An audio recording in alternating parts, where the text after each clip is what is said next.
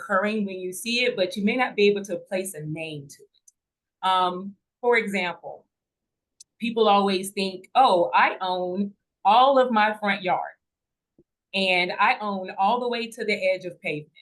When in actuality, there's about 10 feet of right-of-way that belongs to the city, county, or state, however, that you live in, because there is a need to install infrastructure beneath the ground that services your home, such as water, internet, cable, electricity, if you have underground lines versus overhead lines, for example. So that is maybe where the term right-of-way actually comes from. And so when we say infrastructure begins with right-of-way, then that means you can't build anything without first acquiring the land. This is no longer the wild, wild west where, you can just go and put a stake in the ground and that's yours. We have evolved into a society where you have to acquire that land, or at least acquire the rights to that land. And so as I move forward here with my presentation, and I'll move this share banner out of my way, I want to help you all understand what right-of-way is. So right-of-way is the right to pass over or through real property owned by someone else, typically with the permission of the owner of that property in the form of an easement. So regardless of the fact that you may or may not own all the way to the edge of pavement, where your property line begins, you have to have given someone permission to be on your property. The right-of-way is already in existence, which is why your actual property line in many cases may begin about 10 feet in from that curb, or what we call the edge of pavement. So right-of-way services ensure the safe and efficient development of infrastructure projects during the planning and execution phase. These services also ensure proper maintenance of assets in the field and protection of property owners' assets, asset owners' rights and interests. So we work to make sure everyone is made whole. And that is something that I'll get into very briefly a little bit later about what my team and I accomplish and what we do in regards to what we called good faith negotiations. So whenever you're working on a project, or you're, listening, to conversations about various projects that might be occurring or coming up, there are a few key words that should make you think about HDR right-of-way, and where to maybe reach out to us and bring us in to assist you with those kinds of services. I place some of those keywords here because, again, it's a constant education for everyone in regards to how right-of-way can impact a project. So, for example, we work through all phases of the project cycle, from planning to execution, and we are also construction liaisons as well because of the rapport we have built with those landowners. But we'll get to that a little bit later. So some of these keywords: feasibility study. Is it worth it to actually, complete this project? Cost estimating based on the comps in the area and the impacts to the property. For example, if there are improvements that need to be relocated because the Georgia Department of Transportation needs to come and widen the road, and they're needing to, either obtain an easement along the frontage of your property, or they need to acquire with a fee acquisition and take title to a certain portion of your property. If you have, like, let's say a sign maybe that is within that easement area or within the fee acquisition area that's needed for the road widening improvement, for example, then that would need, to be included in the cost estimating for what it will take to complete this project, just for example. So various right-of-way restrictions: identifying existing utilities, land rights reviews, route planning, parcel data, title, and you all can read all of these for yourself. Won't go through all of them, but of course, if you have questions, I'm more than happy to answer. But we, as right-of-way professionals, can actually help you with any and every aspect of your property. I'm sorry, of your project. And one of the best advices that we can always give is bring us in early. Because when you're working with people, that takes time. So going on to some HDR right-of-way services. With HDR, we are a global company with over 13,000 employees. And with right-of-way, specifically here in the US, we have over 200 employees, 200 professionals within the right-of-way industry. And there are a lot of people that help keep us going. As you can see, we have 40 different technicians and document specialists, and they are literally the backbone of our teams in keeping us, straight, and keeping everything going the way that it should. But as it says here, we have over 200 full-time professional land rights and right-of-way staff nationwide, ready to provide a full suite of services to achieve project milestones. So our right-of-way staff hold requisite real estate licenses and notary commissions, and we also receive ongoing continuing education and are proud members of the International Right-of-Way Association, and I'll get a little bit more into what that is specifically later on in the presentation.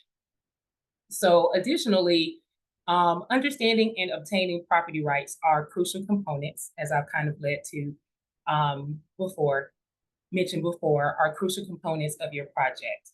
We will partner with you to do it right. Our focus is on quality, efficiency, and the development of positive long-term relationships between our clients and landowners. Because let's face it, this is a small world. You may see more landowners on a different project, and they're going to always remember how you treated them. And so that's always greatly important to us, to be fair and transparent about the process and help educate when necessary or requested. So long-term relationships between our clients and landowners. We act as your advocate while also being sensitive to the particular concerns of the property owners and the occupants. So some of our of HDR's right-of-way services include multiple areas of expertise, tracking and reporting. I will give you all a little bit of information regarding that, and development of project-specific strategies and guidelines, coordination of title, survey and appraisal activities, land rights reviews, access reviews, encroachment mitigation, good faith negotiations, statutory and non-statutory acquisition programs. And just to give you a little bit of insight into what that means is, for example, if you're working with a city, a state, or Georgia Department of Transportation, for example, and they need to improve a particular road, then they have a certain statutory authority, which they are not always wanting to, they want to exhaust all options before that, but that's where the eminent domain procedures will come in if a settlement cannot be reached. However, we also work with people who do not have that authority, such as developers, and they are coming along for various reasons, whether it be a natural gas pipeline, or a residential development where the county is actually mandating that they improve an intersection, for example, then that will be considered the non-statutory that I'm referring to. They do not have that authority. So they may pursue the cooperation of the landowners in slightly different ways. So restoration and damage settlement programs, that goes back to that construction liaison role that we can also play toward the end of the project once construction begins. Expert testimony and condemnation support, railroad, utility, and highway crossing permits. And we all know permits take time. So our goal is to be an extension of your staff and tailoring our services to your need. And this is just a brief, a quick snapshot of all the various office locations. This is not going to be all inclusive. in regards to the right-of-way staff that we have, but this gives you an idea of where we're located across the country. This is showing some of the leads and where they're located. As you can see, I'm here in Georgia, and we basically cover the entire country with our services. So this just gives you an idea of how widespread we are in terms of the professionals, the right-of-way professionals within HDR, and all the various areas and regions that we can cover. So tracking and reporting. So we have what we call inside of HDR is a proprietary program that was created in-house, and it's called OneView. And the reason that this is so impactful for a project and so helpful for a project, as you can see, you can take an entire project that might span a couple of 100 miles even, and put it in one place within this OneView program. And you can literally track the progress of what is happening with that project, parcel by parcel. And it also allows for us to keep all of the documentation for those parcels in one place. As a right-of-way agent, for example, we keep something called contact logs, where we must make sure that we are showing all of our efforts to reach out to a landowner. We're showing all of our efforts to make sure that we're communicating very clearly to them what the project is about, the benefits of the project to them, what they can expect throughout the process, the specific impacts, of course, to their parcel. All of that goes into a contact log, because our clients want to be able to understand what's happening with their project and the progress that is occurring as well. But also we can keep those documents, we can keep the title work that has been completed for that parcel to understand who actually owns it. We can keep the appraisal information within this database as well. So it's literally a one-stop shop that allows for us to go in, and this is also accessible by our clients. We can share this and they can see in real time what is occurring with the project. I actually was managing a natural gas pipeline in North Carolina recently, and our clients were able to come in and see what was going on. They could also make changes to the route in which they were pursuing. They could make changes. I could make changes in reroutes if that occurred, that they could see. So it's a very, very useful tool that we are able to utilize within HDR right-of-way that helps keeps it transparent for our clients exactly what's going on at all times and in all phases of the project. And so the other thing that helps with right-of-way, with OneView, is that bottom screen that's in blue. We call that a dashboard.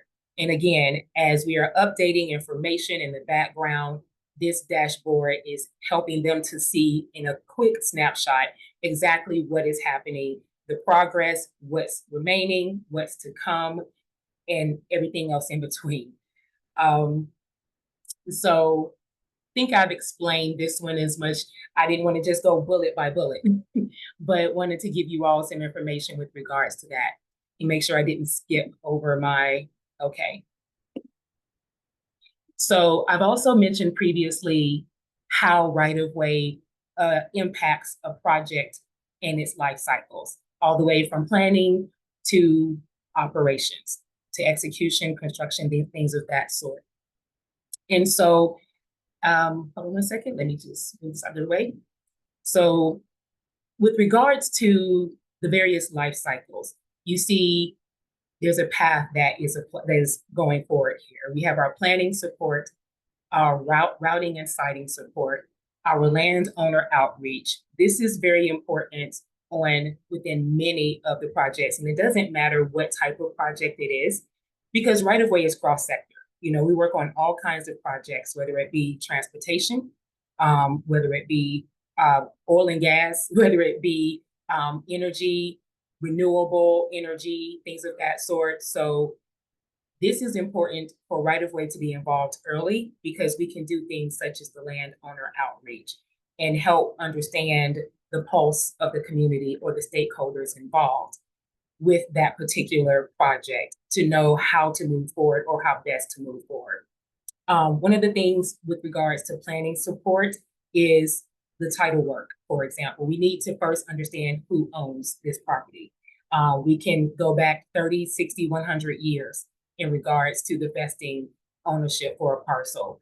Again, I mentioned before, this is where the cost estimating would fall in, and reviewing and analyzing, existing routes and land use and non-environmental permitting determinations is where this would come in for planning support. Moving over to routing and siting, this is where we're defining the project benefits to the immediate area, helping landowners, for example, understand the benefits of the project, any type of permitting that will be needed during this time. Agency coordination, maybe, utilities also need to be involved in the widening of the road. Just for example, we can help to coordinate the utility companies with Department of Transportation, for example. And then just, again, moving on to early landowner outreach. So, and with right of entry, that allows, let's say we are, negotiating with the landowners and things are going in a positive manner, but construction is coming up pretty soon. One example of this is where it's taking a while to actually get the document signed. Sometimes there might need to be a mortgage lien release if you're dealing with the landowner and their mortgage company has to be involved because there's a fee acquisition, just for example. Well, this right of entry, for example, may give the construction people early access to that property because everyone is on the same page, everyone is in agreement to move forward, and this will help with the timeline of that project, for example. So moving on to land rights acquisitions, this is where we define project-specific strategies and guidelines, and we're also making sure we are coming together with the coordination of the title. And then after that, there's a survey, which is the illustration of what is occurring on your property. A survey is completed, and then there's a plat that is created to illustrate these are going to be the impacts. This is where we need an easement. This is where we need a temporary construction easement, which of course is exactly what it says. It's temporary, and it goes away after construction. But sometimes they, in simple terms, just need somewhere to place the dirt as they're going through construction. And then also the appraisal. And that is where, as right-of-way agents, we are always bringing you that fair market value with regards to there's an appraisal. And with that information comes the ultimate offer package on that type of project. And so also expert testimony, we've already gone over that. So moving on to construction liaison. One of the projects that I was working on in North Carolina, again, this was a situation where it was a developer and they did not have any statutory authority, if you will. And so they want to come back and utilize us for a client liaison, a construction liaison, because as we are going through that negotiation process, we are building rapport with these landowners. And there's a certain level of trust. And they don't want to break that. And they want to ensure that those landowners are taken care of during the construction process. And if there's any issue, then they have a particular person to reach out to. So restoration and damages. An example of this is a wind turbine project that I've been working on out in Illinois, the state of Illinois. Those wind turbines are many times on people's farms. Well, if there is an upgrade to the blades or there's maintenance that needs to occur, and it happens to be after these farmers have planted their crops that are not harvested until October, then there may be some crop damage and some settlements that need to be, put in place to restore them, make them whole. And so that is also something that I have worked on, and that is something that HDR right of way has been very invested in to again, make sure both sides are where they need to be. And then of course, pushing out the operations, asset management, lease and license renewals, vegetation management, excess property management. We do property management as well. A great example of that is when we're working with the Georgia Department of Transportation and we're making sure that all of these properties, once the documents are signed, and making sure that all of the improvements are removed, anything that might need to be demolished parcel by parcel before construction gets out there, making sure that all utilities have been disconnected. So our people working in the field within the construction, they're not hitting, electrical lines or gas lines and, causing any damage or getting hurt themselves. So again, we go from the beginning to the end when it comes to a project within HDR right of way. And so this here is literally just a light bulb, if you will, of how all of these various components come together to make right of way work. And so again, we start a project with understanding who's going to work, who has the expertise to work on a particular project that, whether it be, like I said, transportation or water, things of that sort. So we start there. And then we also understand and help the client understand the cost of this project. And then, of course, making sure that all stakeholders are communicated with. We create a communication plan because everyone is a stakeholder, whether it be the client or the landowner or the community activist. I mean, everyone is a stakeholder, and we want to make sure that everyone is understanding what is happening with this project and have an opportunity even to give information and guidance and suggestions and bring about concerns. So all of that can be taken into account. HDR is a design firm as well. We are literally what I call a one-stop shop for infrastructure. And when we are coming together with our design work, we want to bring in as much information as possible to design those projects the best way possible to actually help that community. So project messaging, I just covered that. The tracking and mapping, the GIS, which is what I was showing you with our HDR OneView portal. And then of course, the right-of-way procedures and forms, which go back to the background information I was speaking of previously, that feeds our dashboard so that our clients are not bombarded with all of that information. They're able to see with all of the background information that we are uploading exactly where their project is in a nice, easy place with the charts. So the settlement process, again, good faith negotiations. I cannot stress that enough. That is one of the hallmarks of the right-of-way association, is making sure that we are giving fair negotiations to our landowners. Condemnation process, of course, that's going to be on a project by project basis, on an agency by agency basis. There are many times where agencies have that authority, but they just simply don't want to use it, which is also just fine. Data controls, schedule and real estate costs. Data control, don't mean to skip over that one. Let me go back to that. This one is highly important when it comes to the information that we present to landowners and to our clients. Our QA, quality assurance, and QC, quality control procedures are not to be overlooked. And we want to make sure that what we are presenting is going to be the best that it can be, and that we're not putting our clients in a bad position because something was missed or overlooked. Again, we do engineering, we do architecture, we do a lot of design, and then of course we do HDR right of way, which is what all of that begins with. So we want to make sure that we're presenting the best to, before it leaves HDR's walls. And so of course, schedule and real estate costs. This includes appraisals, land rights, acquisition timeline, just again, making sure that you bring right of way in early because we can impact a project. For example, if you have a project with like 200 plus parcels, you're going to need at least 18 months, built into your schedule for your project because you're working with people and that takes time. So I want to also talk to you briefly about the International Right-of-Way Association that was mentioned earlier.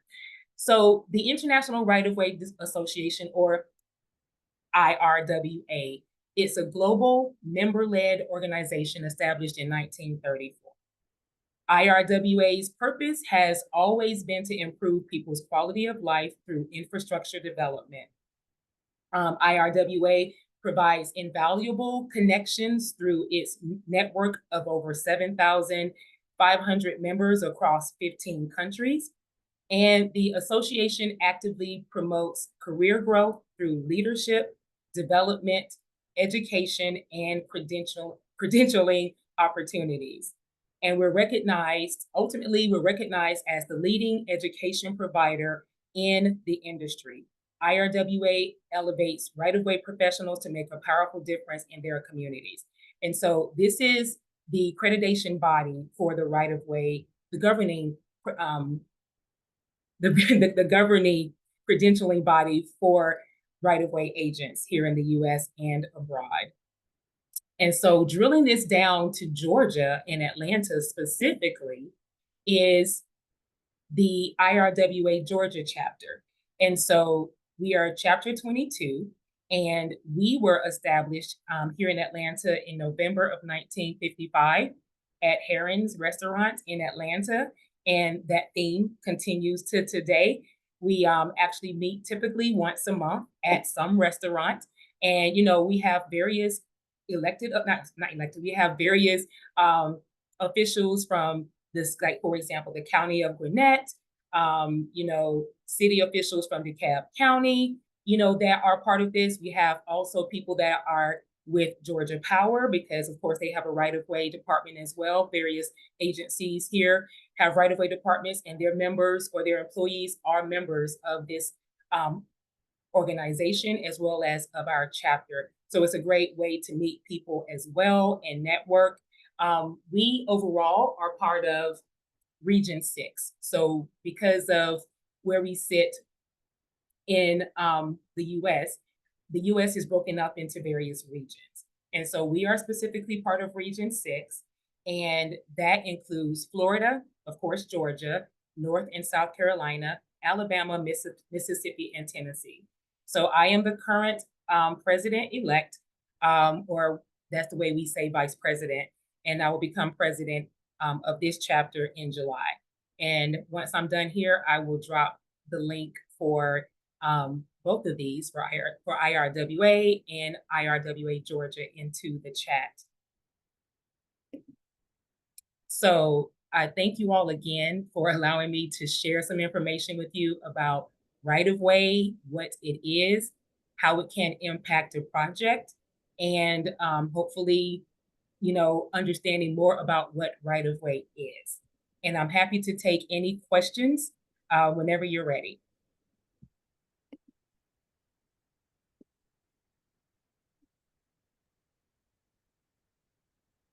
I have a question. Yes. All right. Well, I have several, but I'll do one, and then we'll see what the peanut gallery has to say. So I know DeKalb County is going through huge watershed infrastructure, doing a lot of work Yes. to get the water right in DeKalb County in particular. Can you talk a little bit about that? Are you all involved in any of that, or do you know enough about it to share kind of what's going on in DeKalb with, because they'll have to cross a lot of properties to implement their work. Do you have some insight to share about that in particular? So I'm not specifically involved in that project. Within HDR, we do have various business groups, and we do have a water business group that is highly involved in various water projects around the metro area. So, but with DeKalb County, which is where I grew up, yay, I do not know specifically about that project. However, if it is a situation where they are having to go across, you said you were asking about them going across multiple landowners or areas, or? Yeah, I mean, Okay. yeah, multiple land. Okay, so with that in mind, that's going to possibly go back to what I was saying before about the existing right of way that is within most people's property, because it's going to bring you various services like water, like internet, like cable, like utilities or power and energy, my apologies. And if they are needing to bring maintenance to those existing facilities, they may not need to contact you in order to get your permission because they're already within the right of way, which would typically be about 10 feet if they are on someone's actual property. If they're in the roadway, then that's, of course, not going to be necessary for them to contact any specific landowner. But if that project does touch your land specifically, then the only thing that I can think of right now that they may need to reach out to you for permission for is if there's a lot of construction and they need to obtain some type of temporary construction easement, because many of these pipes are dug or trenched into the ground and they need to pull that land, that dirt out, and they may not be able to finish the project within 1 day's time. And they just might need to have some place to have their equipment stored. So without knowing many details about what's happening with that, that would be one way that you could be impacted as a. And then the second question is a little more general. So I love that slide that you had that showed the life cycle of your engagement. And it made me think as everybody drives past transportation, roadway, and improvements, it made me think, what are the opportunities for business owners when we see a project on the road and we know that all this infrastructure is involved? How do you all, I guess the quick question is, how do you all, do you subcontract? Do you go to do you have procurement processes? How does the small business community look at a project and say, hey, I better be thinking about Kissy in that presentation and what I should be chasing down? How do you all work with small businesses? I'm so glad that you asked that, because that was something that I thought about as my presentation was anything I didn't get a chance to answer or talk about. So one thing that I love about, Atlanta is we have a situation where working on projects, there are going to be the primes and the sub-consultants. So the primes are going to be the ones that actually go after the work, and they are awarded the bid. But many times there are those services, such as in many cases, we'll sometimes sub out title, we'll sometimes sub out appraisal work that, we are going to go and acquire or, obtain services from these sub-consultants. How that can be impactful here is we work, remember what I was talking about when I spoke about stakeholder engagement? We work with a lot of consulting firms that specialize in, stakeholder engagement. And there are a lot here around the city. We also, for right-of-way specifically, when we are working on these roadway projects, for example, we may have a situation where the project is impacting a property so much that we have to actually relocate that property owner and their business or their residential home. How that's impactful for other people that we can bring in is, for example, we all have real estate license. We have to have a real estate license in order to work with the Georgia Department of Transportation, because we're dealing with the conveyance of rights and as well as fair market value offers. But we are not realtors in that sense. So if we are having to relocate someone, the first thing we do is we go find a realtor that's going to help that business or that residential homeowner find a new place to live. So that's one of the ways that we bring in other services, for example. So if you have a business where you are a realtor or you are a consultant with various services, then that's how we can also bring in your services. And of course, as you all know, being here in Atlanta, there is a strong DBE percentage that is needed in order to go after projects, so women-owned businesses, minority-owned businesses, whenever we as a prime go after a particular project, then we're also showing within that proposal that we're submitting that we are going to be bringing on sub-consultants that meet that criteria, that are actually registered for as a DBE or a WBE. Hopefully that answers your question. Mm-hmm. Anybody else have any other questions? Kizzy, can you put your slide back to your contact information? A couple people are asking. Oh, in the sure. chat. Yep. We can do that for you now. So Kizzy, how about the EV infrastructure? Have you seen that? Have you seen that play out? What's happening in that sector? So what's happening in that sector? So we actually have an internal public relations team here at HDR called Strategic Communications, or Stratcom for short. And I worked with them all last year because the ARC, the Atlanta Regional Commission, they recognized or were basically put on notice by Governor Kemp that he wants to keep Georgia as, you know, a number one place to do business. Apparently we've been that way for about 10 years and he wants to keep that going. Recognizing that, he understands that EVs, the charging stations, electric vehicles are coming. And that is a place where he can ensure that we keep that status. So with that in mind, the commissioner for the Georgia Department of Transportation mandated that he wants charging stations to be placed or installed every 50 miles along all major Georgia highways. So that is something that the Georgia Department of Transportation is going forward with. And so the Atlanta Regional Commission, what they have done is, as you all know, we are Metro Atlanta.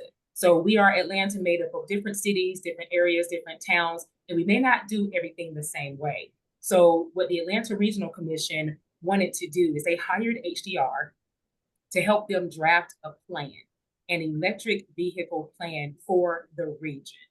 And it can just be a place where everyone in the region can go to have a base in terms of how this process should be implemented within their own city, within their own town, in terms of where they install the vehicles, what kind of, not vehicles, I'm sorry, the charging stations, the DC fast chargers, where they install them, how they install them. And it's not a mandate, it's just a plan. And it's just a place for them to go and have a baseline for how they implement it in their own space.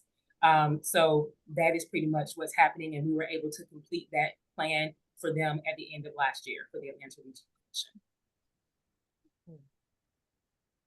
And if you were around at our event just 2 weeks ago, we had Kofi Wahisi from the Atlanta Regional Commission, and he talked a bit about that and shared their priorities in the EV space. So that's awesome. Yes, we work with Kofi directly.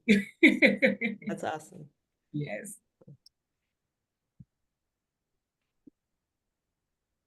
Can I help anyone with any other questions? I have one more. Okay. Okay. So if you are, and I'm in this situation now with a client, I'm a commercial real estate broker. And so I have a client who has a property that they are going to buy. And it turns out that the Department of Transportation needed a piece of it for its project. Mm-hmm. And I assume that Department of Transportation has, what did you call it, statutory? Yes, eminent domain authority. Right. So it is, I would guess it is impractical to not negotiate. Like, there's no sense in not negotiating. You simply have to. Yes, please. For the brokers out there, if you have an owner who has a situation from a statutory authority, don't fight it, embrace it. Can you talk about the impracticality of trying to fold your arms and ignore things and all of that? Yes, I can. So I'm very happy that you made that statement because you know how sometimes people don't share information. But yes, you as the property owner have all rights to negotiate. I'm happy that your client has you because, just for example, you have access to MLS, right? An appraisal is an opinion, right? So when we bring that fair market value offer to you, we're bringing it to you based off of an appraisal. Again, an appraisal is an opinion. And what that means is that if you don't feel that this cost per square feet or this cost per acre that we are offering you is sufficient, then the process is you have to come to us with a counter offer, but that counter offer must have justification, such as possibly 3 other comparable sales, recent comparable sales, to justify the increase or that counter offer that you are presenting to us. And that is just fine. You know, Georgia Department of Transportation and other, you know, eminent domain authority agencies, they are fine with paying what the difference is if it's justified. Because let's understand, these monies are taxpayer dollars and they have to be good stewards of those funds. If they were to be audited, then they have to show justification for why they paid this much to one property owner.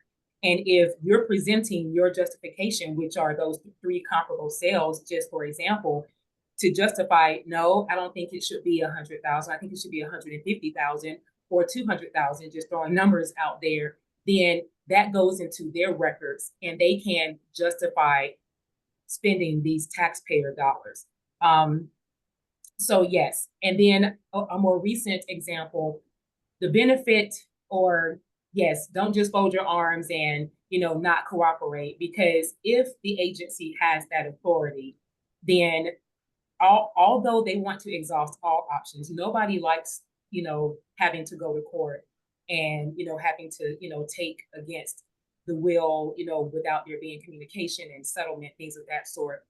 But if they have that authority and if this project is slated to move forward, ultimately that is where it would go. So it is in your best interest to go ahead and roll up your sleeves and, you know, communicate and do your own homework to get your own comps. And if you have a realtor with access to MLS, just for example, great. You know, it make your job a little bit easier, but you have that right.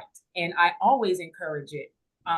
Especially if I'm speaking to people, you know, just in casual conversation. I'm like, if you ever see anyone like me or my team coming your way, negotiate, please. Because we're working for GDOT. We're not working for you. And we want to make sure that we're transparent with the process, and we want to educate you, you know, as much as possible. But ultimately we work for GDOT. So we can't sit here and give you all kinds of advice, is what that basically boils down to.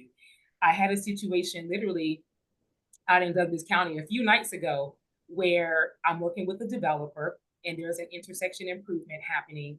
And the couple asked me, so what happens if I don't want to sign? And I said, I'm so glad you asked. There's a lot of development, as what was mentioned previously, happening by Beverly, happening in Douglas County. You know, I'm from Atlanta and I have told people over and over, watch Douglas County. It's probably one of the last frontiers for affordable housing in Atlanta. It's going to be growing, and it is growing. And so this intersection, this developer is being mandated to improve this intersection because of the residential development that they are building a little bit down the road.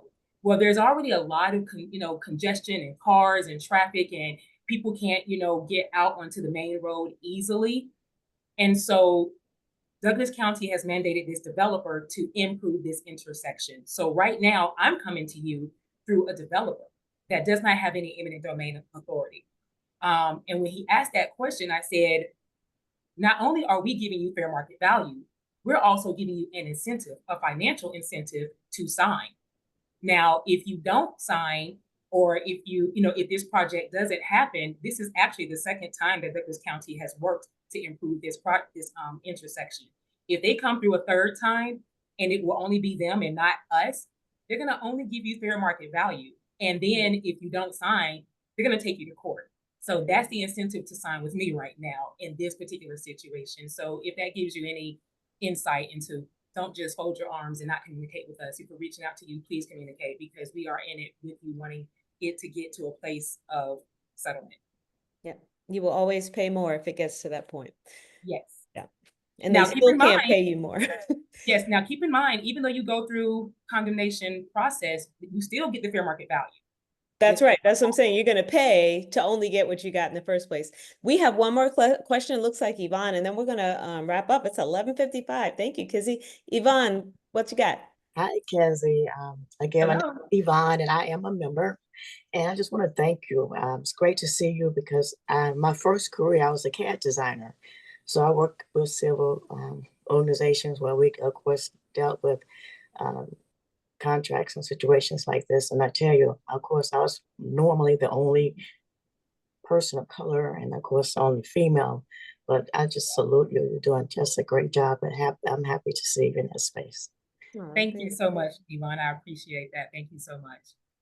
All right. Yvette, can I close us out? Yes, ma'am. Thank you so much. Thank you, Kizzy. Yeah, Kizzy, thank you so much. We can all give her a round of applause or throw it in the chat, but that was really informative, and thank you. Of course, if we can have slides, that would be awesome. We can distribute them to folks if that's okay. And I hope everybody put their information in the chat, or will take the time to do that now, because we can save the chat, and if somebody wants access to it, we'll have easy access. Thank you, Yvette, for bringing Kizzy to us and announcing this event and being a great support of the Transportation Logistics Committee. Our next speaker is on second Friday, as usual, which will be, I don't know, whatever that is, April 8th or 9th, I believe, but second Friday, 11 o'clock. And we're going to really get on the road, because this is more pertinent to folks that are in freight and logistics and trucking. And we're going to be talking with OTR Solutions, and they are a factoring company. OTR has been a big friend to this committee, has supported our events. They have attended our events. They've been an enormous support. So we're happy to give them the stage, and they are a factoring company. And if you don't know what factoring is, I'm gonna have you go look that one up and learn about it. But it's basically a way to manage payroll and expenses and businesses where you need to carry expense for a period of time. It's an alternative to getting a loan. So great information. Let's see, what else? We had a great event about electrifying Atlanta a couple of weeks ago, and we are hoping to plan another in-person event very soon that will likely be about non-emergency medical transport. So just stay in touch with the Transportation and Logistics Committee, and just come to Tuesday talks. If you're not a member of the chamber, join the Atlanta Black Chambers, atlantablackchambers.org. Best $300 you will spend, and supporting your community at the same time. So with that, thank you. Thank you. Have a great weekend, everybody. Thank you, Diane. Thank you.